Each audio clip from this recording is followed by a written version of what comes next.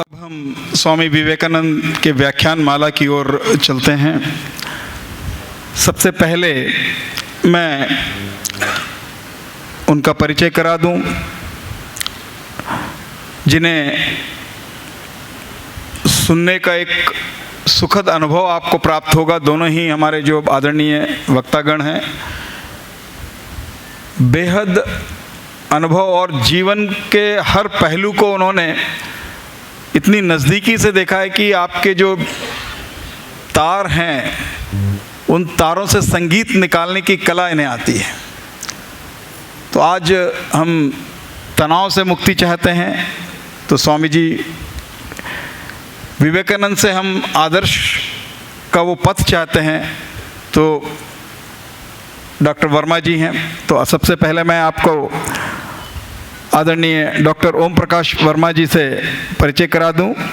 वे MA PhD हैं मनोविज्ञान में,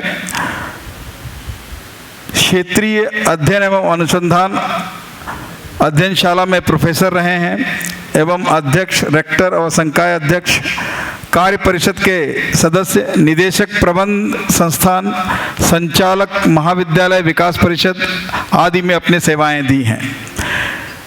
छत्तीसगढ़ निजी विश्वविद्यालय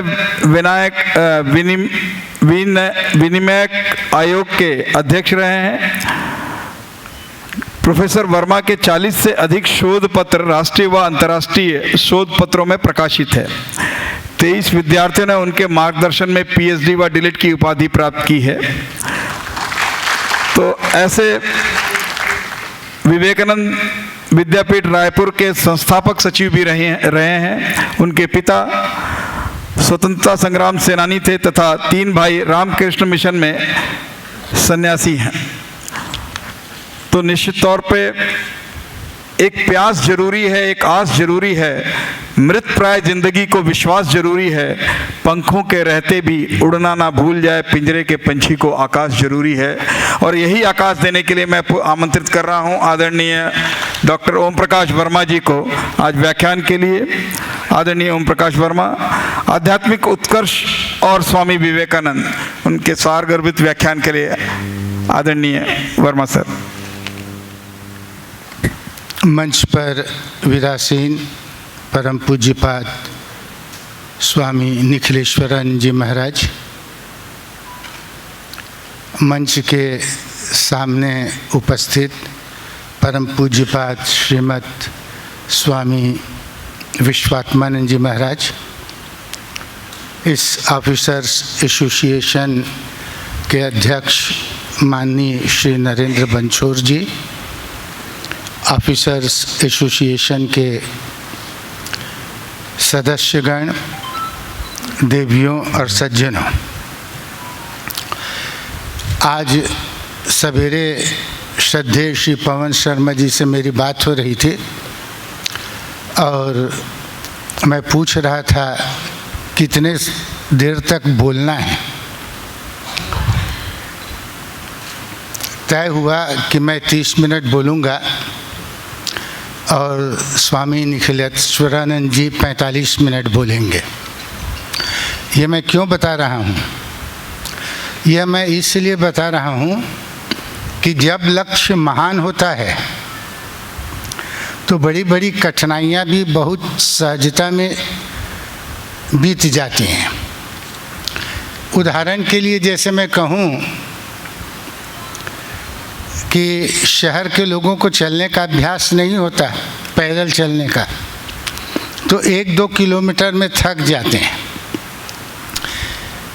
पर जब हिमालय में चढ़ना होता है, केदारनाथ जैसे जाना हो और पता पड़ता है कि आज 14 किलोमीटर पैदल चलना है, तो 5-6 किलोमीटर तक तो कुछ पता ही नहीं पड़ता। अभी मैं इसलिए बोल रहा हूँ कि जब आपको पता पड़ेगा कि मुझको 30 मिनट तक आपको झेलना है, तो आप बार बार घड़ी नहीं देखेंगे ये कब ख़त्म कर रहा है। तो इसलिए मैंने ये निवेदन किया कि 30 मिनट आपको मुझको सुनना है और 30 मिनट की समाप्ति पर उसके आसपास मैं अपना वक्तव्य समाप्त करूंगा। मेरा विषय जैसा कि बताया गया है कि आध्यात्मिक उत्कर्ष और स्वामी विवेकानंद। आध्यात्मिक उत्कर्ष क्या है? स्वामी जी ने बताया है कि आध्यात्मिक उत्कर्ष का परम बिंदु क्या है। अपने ज्ञान योग के प्रवचन में स्वामी विवेकानंद एक स्थान पर कहते हैं, each soul is potentially divine and the goal of human life is to manifest the divinity within by controlling nature external and internal. Do it either by work or by worship or by psychic control or by philosophy. By one of these or by all of these and be free. That is the whole of religion. प्रत्येक आत्मा व्यक्त ब्रह्म है. अंतः और बाह्य प्रकृति का नियमन करके इस ब्रह्म भाव को प्रकट करना ही मनुष्य के जीवन का उद्देश्य है. तो आध्यात्मिक उत्कर्ष का यह जो चरम बिंदु है वह है व्यक्ति को ब्रह्म भाव को प्राप्त करना है, आत्मज्ञान से दीप्त होना है, ईश्वर का उनको साक्षात्कार करना है. यही आध्यात्मिक उत्कर्ष का परम ध्येय है. और इसको समझने के लिए थोड़े से जीवन तत्व पर हम लोग विचार करने का प्रयास करेंगे. देखिए, जीवन के संबंध में दो प्रकार की विचारधाराएं प्राचीन समय से विद्यमान रही हैं. एक तो भौतिकवादी विचारधारा है और दूसरी आध्यात्मवादी विचारधारा है. भौतिकवादी विचारधारा यह मानती है कि मनुष्य का जीवन दो पुद्गुणों के आकस्मिक संयोग से उत्पन्न हुआ है. ये भौतिक विचारधारा व्यक्ति के जीवन में कोई प्रयोजन नहीं मानती, वो तो जीवन को ही आकस्मिक उद्भूत मानती है. और जब जीवन में किसी प्रकार का प्रयोजन नहीं है तब भौतिक विचारधारा के मानने वालों का एक ही लक्ष्य है और वह है कि हम अपने जीवन को किस प्रकार से सुखी बनाएं. येन केन प्रकारेण हम अपने जीवन को सुखी बनाएं, ऐसा भौतिक विचारधारा के लोग मानते हैं. अंग्रेजी में कहावत है, आप सभी लोग जानते होंगे, eat drink and B Mary. खाओ पियो और मौज करो. तो यह भौतिकवादी विचारधारा है. और इस प्रकार की विचारधारा का प्रादुर्भाव भारत में भी हुआ था. बहुत पहले एक चारवाक मुनि हुए, नाम आप लोगों ने सुना होगा. वे इस भौतिक विचारवादी विचारधारा के प्रवर्तक थे और उनका एक प्रसिद्ध श्लोक है जो आप में से बहुत से लोग जानते होंगे. वो कहा करते थे कि यावत जीवेत सुखम जीवेत ऋणम कृत्वा धृतम पिबेत भस्मीभूतस्य देहस्य पुनरागमनम कुतः. जब तक जियो मौज से जियो. और आपके पास पैसा नहीं है तो उधार लेकर आप भोग करिए, ऐश्वर्य करिए, आनंद मनाइए, क्योंकि एक बार जब यह जो जीवन चला जाएगा फिर आने का नहीं है. तो ये भौतिकवादी विचारधारा के लोग हैं जो ये न केन प्रकारेण जीवन को सुखी बनाना चाहते हैं. इनके सम्मुख कोई आदर्श नहीं है, एक ही आदर्श है, जीवन को सुखी बनाए रखना. पर भारत में इस भौतिकवादी विचारधारा को कभी प्रश्रय नहीं मिला. भारत में जीवन के प्रति एक आध्यात्मवादी विचारधारा रही और यह आध्यात्मवादी विचारधारा यह मानती है कि जीवन का प्रयोजन केवल आमोद प्रमोद नहीं है. जीवन जो हमको मिला है एक विशेष उद्देश्य की प्राप्ति के लिए मिला है. और ये विशेष उद्देश्य की प्राप्ति क्या है? ये विशेष उद्देश्य की प्राप्ति है कि हम जीवन में अपने समस्त दुखों से मुक्त हो जाएं और एक अखंड आनंद की प्राप्ति करें, अनंत आनंद की प्राप्ति करें. पर यह अनंत आनंद की प्राप्ति कैसे होगी? हमारे उपनिषद कहते हैं, वो बतलाते हैं कि अनंत आनंद की प्राप्ति कैसे होगी. ज्ञात्वा देवम सर्वपाशाप हानि है, क्षीणै है क्लेशै है जन्म मृत्यु प्रहानि.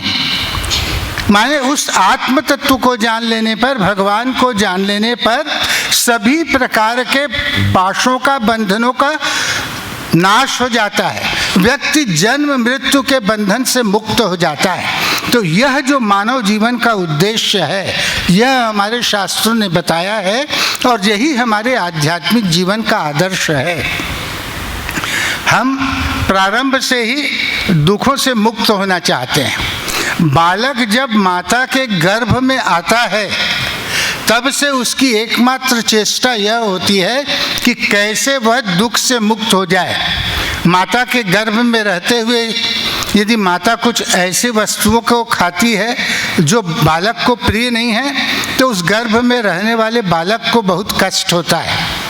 आकाश में बिजलियों की गड़गड़ाहट को सुनकर, बादलों की आवाज को सुनकर गर्भ में रहने वाले बालक को बड़ा कष्ट होता है। और जब वो गर्भ से बाहर आता है तब धाय की उंगलियों का कठोर स्पर्श, वायु का प्रबल प्रकंपन, सूर्य का तेज प्रकाश, ये सब बालक को बहुत दुखी करते हैं और बालक रो रो कर अपना दुख प्रकट करता है। धीरे धीरे बालक बड़ा होता है और इस जीवन यात्रा में जो वस्तुएं और जो व्यक्ति उनके दुखों का शमन करते हैं उनके प्रति वह अनुरक्त होता है और जो उनके दुख को बढ़ाते हैं उनके प्रति वह विरत होता है।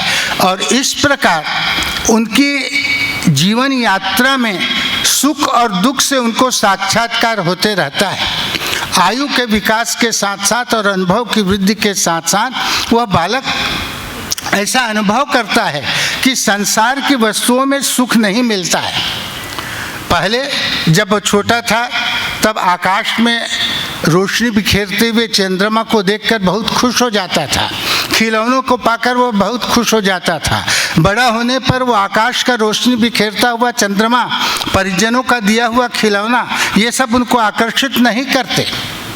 और तब उसकी दृष्टि अंतर जगत की ओर जाती है।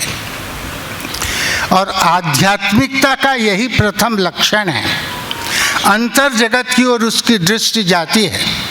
स्थूल ज्ञान से, जिसे हम चार्वाक कहते हैं, उसके चिंतन का विकास होता है, किंतु वह वहीं जाकर नहीं रुकता। वह एक ऐसी स्थिति में पहुंचता है जहां पर उसके हृदय की ग्रंथियों का भेदन हो जाता है, उसके समस्त संशय नष्ट हो जाते हैं, उसके कर्मों का क्षय हो जाता है, जन्म मृत्यु के बंधन से वो मुक्त हो जाता है। और हमारे जो उपनिषद हैं वो तो बड़ी काव्यात्मक भाषा में इसका वर्णन करते हैं। विद्यते हृदय ग्रंथिश छिद्यन्ते सर्व संशयाः क्षीयन्ते चास्य कर्माणि तस्मिन् दृष्टे परावरे, कि हृदय की ग्रंथियों का भेदन हो जाता है। तो यह जो स्थिति है, यह स्थिति आध्यात्मिक उत्कर्ष की परम स्थिति है। आज देखिए, अभी आप स्वामी जी से सुनेंगे, आज हमारा जो जीवन है वह बड़ा अशांत है। हम अनेक प्रकार की समस्याओं से ग्रस्त हैं, हमें रास्ता नहीं मिल रहा है। आज मनुष्य धन के पीछे पागल है। देखिए, आप पेपर में पढ़ते होंगे हजार हजार करोड़ के स्वामी हैं, उसके बाद भी वो घपला करते हैं। क्या हमारा जीवन केवल इसलिए हुआ है कि हम जीवन भर धर्म का संग्रह करते रहें? क्या हमारा जीवन इसीलिए हुआ है कि अपने जीवन में हम लोग काम, क्रोध, लोभ, मोह आदि दुर्गुणों के वशीभूत होते रहें? क्या हमारा जीवन इसलिए हुआ है कि हम विषयासक्त होकर एक निरीह की भांति अपना जीवन व्यतीत करें? हम में से कोई ऐसा नहीं होगा जो ऐसा चाहेगा। पर हम देखते हैं कि हमारे जीवन में हमारे द्वारा अर्जित की गई धन संपत्ति, हमारे द्वारा हमारे माता पिता, हमारा द्वारा अर्जित किया गया हमारा यश, कीर्ति, कोई भी हमारे जीवन की समस्याओं का समाधान नहीं कर सकती। हमारे जीवन में अनेक प्रकार के कष्ट आते हैं, अनेक प्रकार के दुख आते हैं और दुख से हम लाचार हो जाते हैं। संसार हमको कठिन प्रतीत होने लगता है। मुंह से हम में से बहुत से लोग बोलने लगते हैं कि भगवान मुझको उठा ले, अब मुझको इस संसार में रहना संभव नहीं लग रहा है। तो व्यक्ति इतना लाचार होता है। तो सब क्या हम लोगों को इस सब प्रकार के दुखों से बचने का क्या कोई उपाय है? हमारे ऋषियों मुनियों ने इस तत्व पर गहन चिंतन किया है और उन्होंने बताया है कि मानव जीवन के दुख के मूल रूप से 3 कारण हैं। पहला वित्तैषणा, दूसरा पुत्रैषणा, तीसरा लोकैषणा। वित्तैषणा, धन के संग्रह की आकांक्षा। जैसा कि मैंने पहले कहा ना कि हजारों लाखों रुपये उसके पास हैं, करोड़ों रुपये उसके पास है, पर जो आदमी है उसके बाद भी घपला करता है। धन के प्रति उसका जो मोह है वह मोह समाप्त नहीं होता। पुत्रैषणा, इंद्रिय भोग की इच्छा। इंद्रिय भोग की इच्छा कभी व्यक्ति की समाप्त नहीं होती। व्यक्ति निर्बल हो जाता है, वृद्ध हो जाता है, फिर भी उसकी इंद्रिय भोग की जो इच्छा है वो समाप्त नहीं होती। राजा ययाति का उदाहरण हमारे सामने है। बहुत से लोग राजा ययाति के संबंध में जानते होंगे। राजा ययाति एक यशस्वी राजा थे, पर विषय भोगों में निरंतर संलग्न रहते थे। विषय भोगों के प्रति उनको बड़ी आसक्ति थी। वृद्ध हो गए, विषय भोग करने की क्षमता उनके शरीर में नहीं रही, पर उसके बाद भी मन में तो विषय भोग की क्षमता है, की कामना है। उनको वरदान मिला था कि यदि कोई दूसरा अपना यौवन दे देगा तो वो युवा हो जाएंगे, दूसरा व्यक्ति वृद्ध हो जाएगा जिससे वो यौवन लेंगे। उनके संभवतः 4 पुत्र थे। किसी ने उनको देना स्वीकार नहीं किया, पर उनका जो छोटा पुत्र था वह छोटा पुत्र उनको अपना यौवन देना स्वीकार करता है। छोटा पुत्र विवेकी था, पुरु उसका नाम था, विवेकी था, ज्ञानी था। उसने अनुभव किया कि जीवन के बहुत से काम तो युवावस्था में ये विषय भोग के कारण ही होते हैं, बहुत से दुर्गुण विषय भोग के कारण आते हैं। तो मेरे लिए तो यह सुअवसर है कि ऐसे यौवन को मैं त्याग दूं, पिता को दे दूं, पिता की आकांक्षा की तृप्ति हो जाएगी और फिर मैं विषय भोग से बच जाऊंगा। पुरु ने अपना यौवन देना स्वीकार किया। बस उसके पिता ययाति पुनः युवक हो गए, युवा हो गए और उनका बेटा पुरु उसी क्षण दुर्बल हो गया, एकदम वृद्ध की भांति हो गया। अब ययाति पुनः विषय भोग में रम गए, पर कितने दिन फिर वो वृद्ध हो गए और फिर विषय भोग की कामना उनके जीवन में बनी रही। पर आज उनके जीवन में पश्चाताप हो रहा है, सोच रहे हैं कि कितना बड़ा अन्याय मैंने अपने पुत्र के साथ किया, कैसे जीवन का दुरुपयोग मैंने उनको किया, उन्होंने किया। और फिर अपने जीवन के दुख को बहुत कातर शब्दों में वो व्यक्त करते हैं। न जातु कामः कामानाम उपभोगेन शाम्यति हविषा कृष्ण वर्तमैव भूयेवाभिवर्तते। वो कहते हैं कि कामनाओं की तुष्टि से कामनाएं कभी संतुष्ट नहीं होती, वे उसी प्रकार से बढ़ जाती हैं जैसे यज्ञ की अग्नि में यदि आप धृत डालें, यज्ञ की अग्नि में यदि आप घी डालें तो यज्ञ की अग्नि उससे बुझती नहीं है और प्रदीप्त हो जाती है। तो राजा ययाति आज कह रहे हैं कि कामनाओं की तुष्टि से जीवन में कभी कामनाएं तृप्त नहीं होती हैं, वो तो और अधिक बढ़ जाती हैं। तो आज उनको इस प्रकार की अनुभूति हो रही है। तो जीवन का जो लक्ष्य हमारा है, वो जीवन का लक्ष्य हमको ईश्वर की प्राप्ति है। हमारे जीवन का लक्ष्य है वह ब्रह्म की प्राप्ति है, यही हमारे आध्यात्मिक जीवन का लक्ष्य है। और स्वामी विवेकानंद आए थे जीवन का आध्यात्मिकरण करने के लिए। Swami Vivekananda came to spiritualise the whole world, यही उनका एकमात्र प्रमुख मिशन था।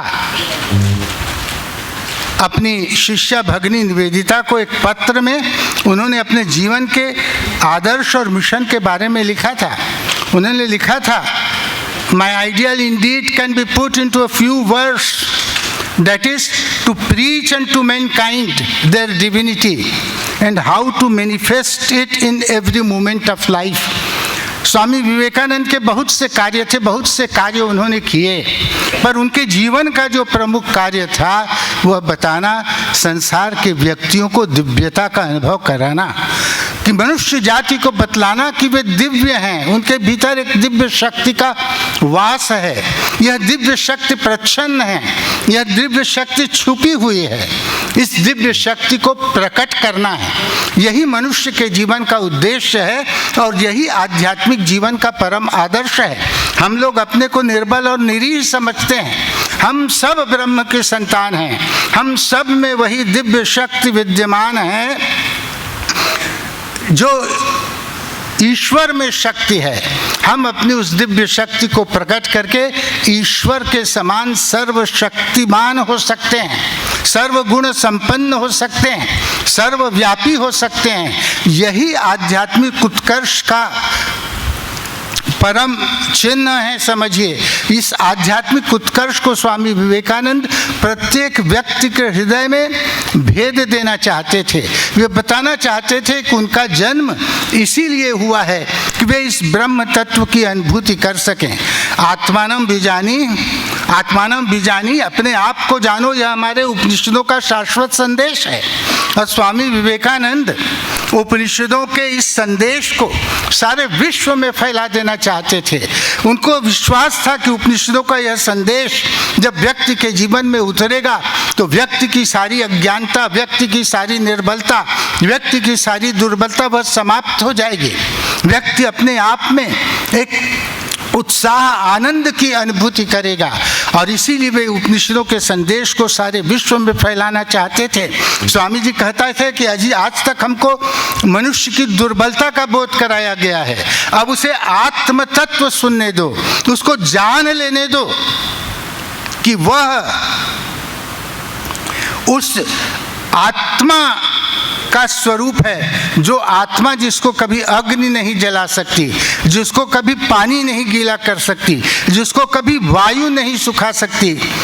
नैनम दहति पावकः नैनम छेद्यन्ति शास्त्रः। तो यह जो सिद्धांत है, आत्मा की अनश्वरता का जो सिद्धांत है, यह अनश्वरता का जो सिद्धांत है वह मनुष्य को बोध करना है, मनुष्य को जानना है कि वह आत्म तत्व है, उसके भीतर एक अद्भुत शक्ति विद्यमान है। स्वामी विवेकानंद ने लंदन में एक वक्तव्य दिया जिसका शीर्षक था the real nature of man. और इस रियल नेचर ऑफ मैन में स्वामी जी ने इसी तत्व की ओर संकेत किया।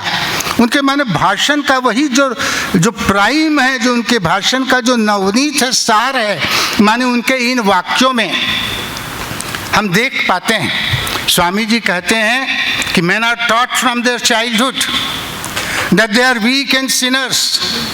Teach them that they are the glorious son of immortality, even though who are lowest in manifestations. Let strong, useful and positive thoughts enter into their brain from very childhood. Say to yourself, I am he, I am he. Let it ring day and night like a song in your mind. And even at the time of death declare, I am he. The infinite world of strength is yours. Drive out the superstition that has covered your mind.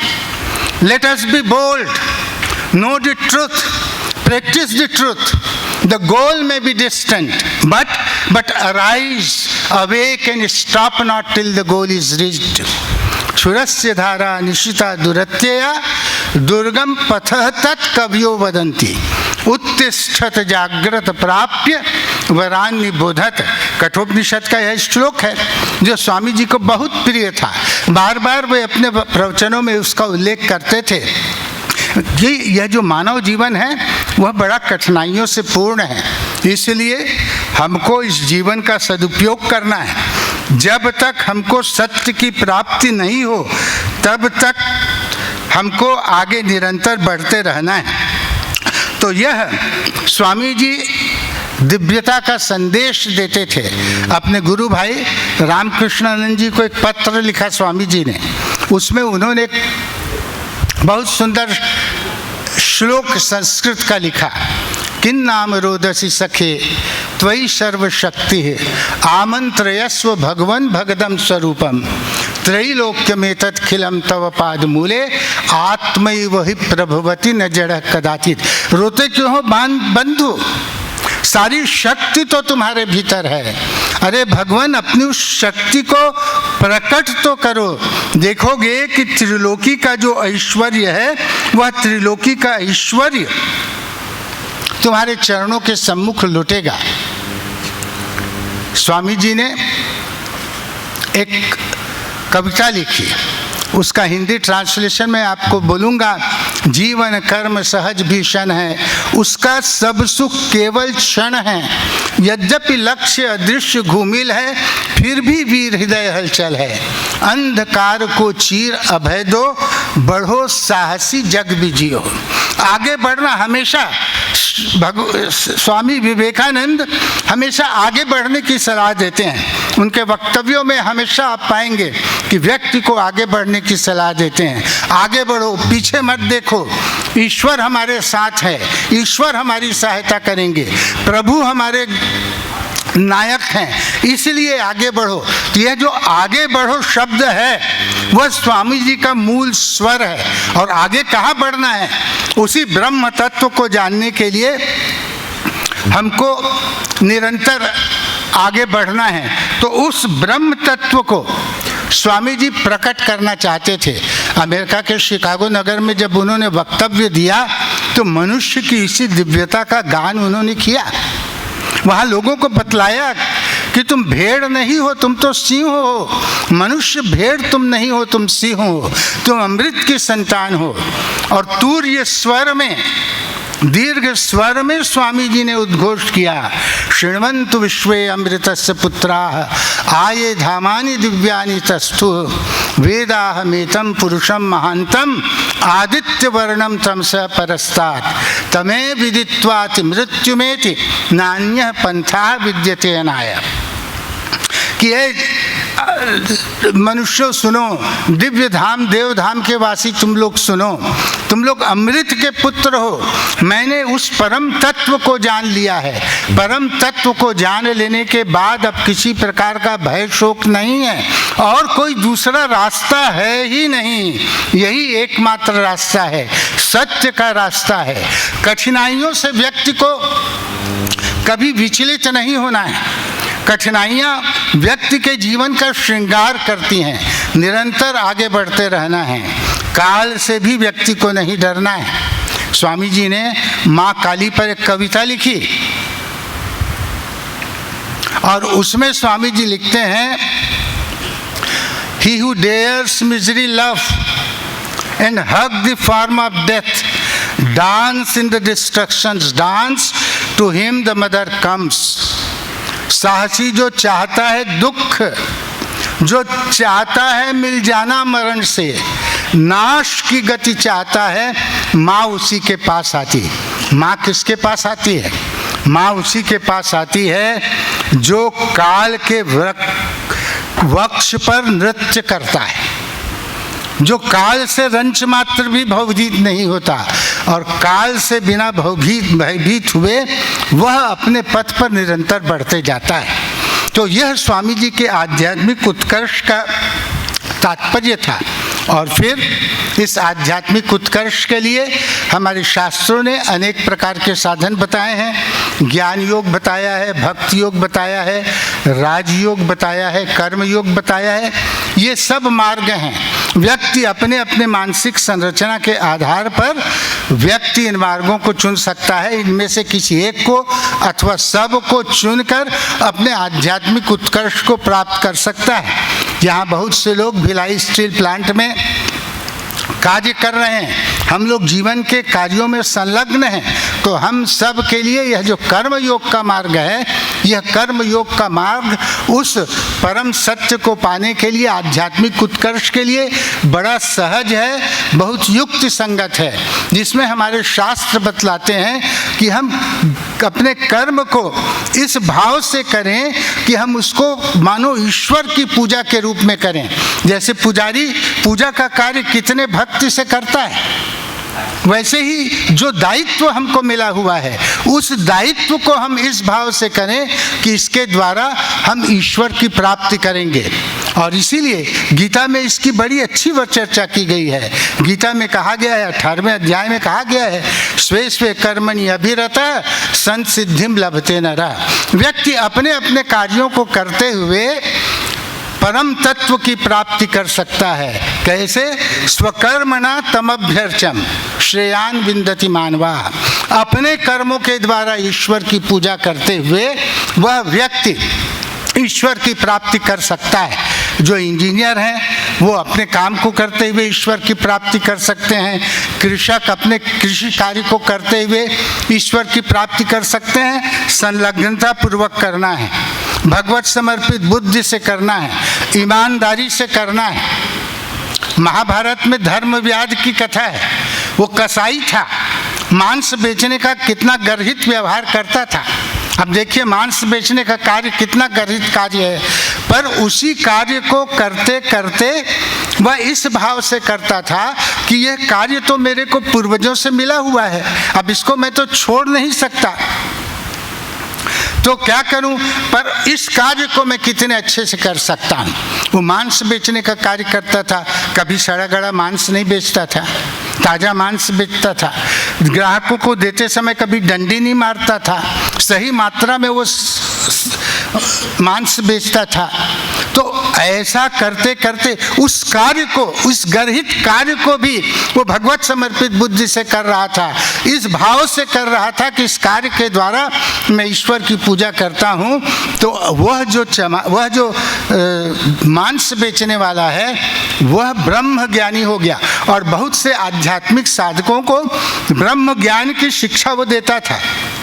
Mahabharat में वो धर्म व्याध के नाम से प्रसिद्ध है। तो ऐसा एक कसाई जो धर्म का मूर्तिमान स्वरूप है वह धर्म व्याध है। हम सब के लिए उदाहरण है। हमको ईश्वर की प्राप्ति के लिए यदि समय नहीं है, हम मंदिर नहीं जा सकते, तो हमको बहुत इसके लिए दुखी नहीं होना चाहिए। हम शास्त्र नहीं पढ़ सकते तो हमको बहुत दुखी नहीं होना चाहिए। मंदिर जाना अच्छी बात है, शास्त्र पढ़ना अच्छी बात है, पर यदि किसी कारण से विवशता है तो इसके लिए बहुत दुखी नहीं होना चाहिए। हम अपने कार्य को ईमानदारी से करें, तन्मयता पूर्वक करें, श्रद्धा भाव से करें, तो यही जो हमारा जो कार्य है वह हमारे आध्यात्मिक उत्कर्ष का सर्वश्रेष्ठ साधन बन जाता है। और हमारा जीवन तभी सफल होगा जब हम इस आध्यात्मिक उत्कर्ष की स्थिति को प्राप्त करेंगे। अन्यथा तो जन्म में होता है, मरण होता है, इस प्रकार जन्म मृत्यु के चक्कर में निरंतर हम लोग घूमते रहेंगे। हमारा यह जो मानव जीवन है वह वृथा हो जाएगा। तो इसलिए इस स्वामी विवेकानंद के महान संदेश को ध्यान में रखते हुए यदि हम अपने आध्यात्मिक उत्कर्ष के लिए संघर्ष करें और परम लक्ष्य की प्राप्ति के लिए आगे निरंतर बढ़ते रहें, तो यह स्वामी विवेकानंद के जीवन और उनके संदेशों के प्रति एक बहुत बड़ी श्रद्धांजलि होगी। मेरा समय ठीक आधा घंटे हुआ है जब मैं बोल रहा था, तो मैं बहुत आभारी हूँ रामकृष्ण सेवा समिति के श्री प्रवन शर्मा जी का, रामकृष्ण सेवा मंडल के श्री पवन शर्मा जी का, ऑफिसर्स एसोसिएशन के श्री नरेंद्र बंछोड़ जी का, कि उन्होंने इस अवसर पर मुझको आमंत्रित किया, मुझको अवसर दिया कि मैं कुछ बातें आप लोगों से कर सकूं। और आप सब के प्रति भी आभार प्रदर्शन करना मैं अपना पुनीत कर्तव्य मानता हूं कि आप सब ने मुझे सुना, उत्साहित किया। आप सबको धन्यवाद, पुनः पुनः धन्यवाद।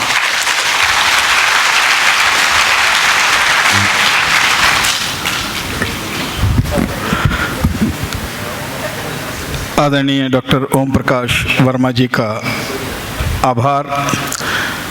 सर, आपने हमारे अनुरोध को स्वीकार कर हमारे जीवन को एक नया आयाम देने का जो बीड़ा उठाया, उसके लिए मैं आपका हृदय से आभार व्यक्त करता हूं।